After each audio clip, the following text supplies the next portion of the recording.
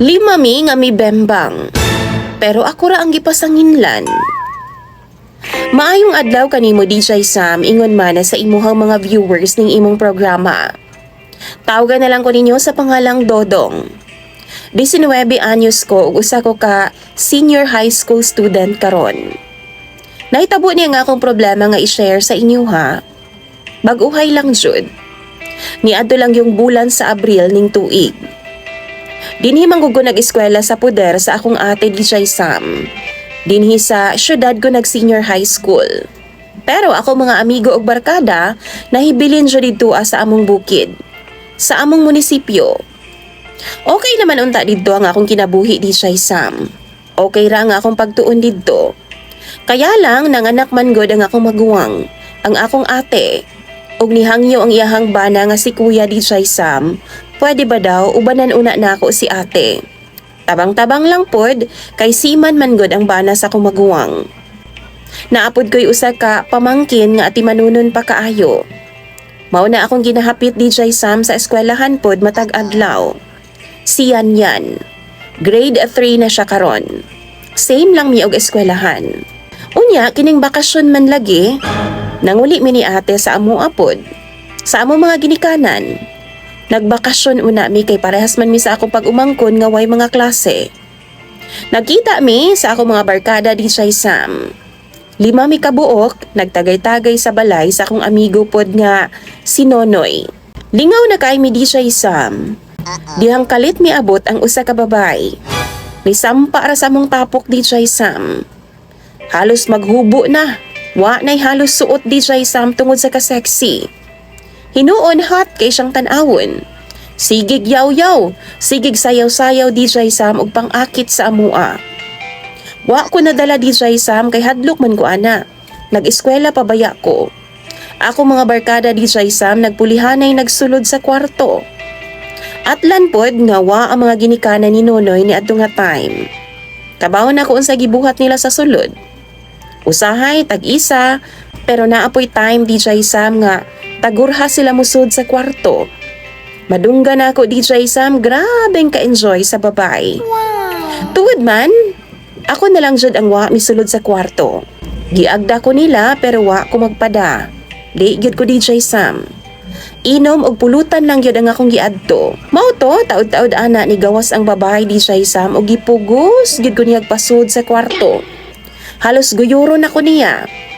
Gipangutana ko niya DJ Sam kung first time pa ba daw nako anang butanga. Dito bagpod kung oo kay tinuod man. Giubuan man ka ko ana niya DJ Sam og siya daw bahala sa akoa. Pero nabaw pa kog pinugong sa akong purol DJ Sam kay di gani ko. Wa ko'y ligo ato nga time DJ Sam mga 3 na kaadlaw. Og buot pasabot ana, 3 days pod ko nga wa gailis og brief. Mag-ilis raman kog brief DJ Sam kung maligo ko. Buanga jud lagi. Di ko gusto mo tilaw niya DJ Sam kay nahadlo ko. Pero mas labaw gyud ang akong kaulaw kay sigurado jud ko nga baho ang akong patuhitoy. DJ Sam gidulaan jud niyag taman. Pero bago pa ana gitrapuhan una niyag wipes. Pero DJ Sam gitry jud nako kadali sa tinuod lang jud. Pero mga 7 ra to kahandos kay nakamataman ko sa kamatuoran nga posibleng magkasakit ko DJ Sam kay paniguradong di gyud siya disente nga pagkababay. Mao tong ning undang rapodayon ko. May disente bago DJ Sam nga magpalabot bisan kinsa, bisan pagwa niya makaila. Gikatawan pa ko sa akong mga amigo DJ Sam kay nadunggan man gyud nila nga giingnan ko sa babae nga bayot man siguro ka kay di man gyud nako tiwason. Mao to pagawas nako sa kwarto padayon mis inom. Pagkabuntag na ko nakauli sa amo DJ Sam tungod pod sa akong kahubog. Humani adto, padayon pa ang bonding namong magbarkada. Pero pag moingon sila nga naay babae DJ Sam di na ko mo join. Naglikay na ko ana. Na-enjoy hinoon ang akong bakasyon pag-ayo DJ Sam sa tabang na pod sa akong mga amigo ug barkada. Hangtod na mauli namin ni ate sa syudad, ka-enrollment naman pod. Pag-abot na mo din sa syudad, DJ Sam, balik na pod sa normal ang akong kinabuhi. 2 ka semana ang milabay, nabalik na pod ang among klase, ug karon grade 12 na ko sa senior high school. okay naman ang tanan. Hangtod ni abot ang tawag sa akong amigo DJ Sam. Nagpahibaw na ako nga buntis daw si Angel. Ang babae nga gitabangan namog bembang ni atong nagbakasyon ko sa among bukid. Ug ang makakurat pa jud, ako daw ang amahan DJ Sam. Ni question pod ko nganong ako man daw. Niwa man gani ko midayon ato nga time DJ Sam. Sila raman gani ang nag-enjoy og taman. Niingon ko do si Angel DJ Sam nga ako ra daw ang naglabot niya. Ug bisan nagsulod daw sila sa kwarto, wa man daw sila gipang buhat. Ako lang daw ang bukod tanging milabot sa iyaha kadtong adlaw. Pero DJ Sam di gyud ko mutuo ana. Kay kadungog jud ko mismo sa ako mga dalunggan nga grabe nilang hiyaw-hiyaw. Grabe nilang ana-ana sa kwarto. Giganahan pa kaayo sila DJ Sam. Tapos ingno nila nga way nahitabo sa ilahan ni adto nga time. Wa sila milabot kang Angel. Isa pa ha, abi ko ba game tong bayhana. Ngano man nga mugukod man siya sa amua. Pasabot ana man go DJ Sam kay game siya. Gapatira siya bisan kinsa. Malay ko ba kung isa ba jud sa amua nga mga barkada ang amahan sa iyang anak? Or basin di ay sa lain nga lalaki nga iyang gipatira pod.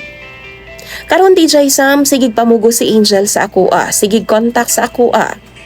Kinahanglan daw nako panagutan o kinahanglan daw ko mga tubang sa iyang lola og lolo. Bago pa daw mo dako ang iyang tiyan, kay kung di daw basin ipatawag daw ko nila sa barangay. DJ Sam, wa man ko kapagawas ato nga time. Makabuntis day na. Nahadlo ko og nabalaka pod baya ako DJ Sam, nganong naani man ang tanan. Gusto lang man unta ako maglingaw-lingaw sa among probinsya ni adto nga time, pero nganong misangko man sa ingon ani nga sitwasyon. Maayo pa no, wa na lang ko ni uban sa ilaha. Sa ako mga barkada, ginasungog pa ko nilang bayot DJ Sam kung di jud ko mubiraan ng Angel. Tapos unsa na may nahitabo karon? Tambagiin taon ko ninyo sa comment section mga viewers kung unsa bay angay kong buhaton.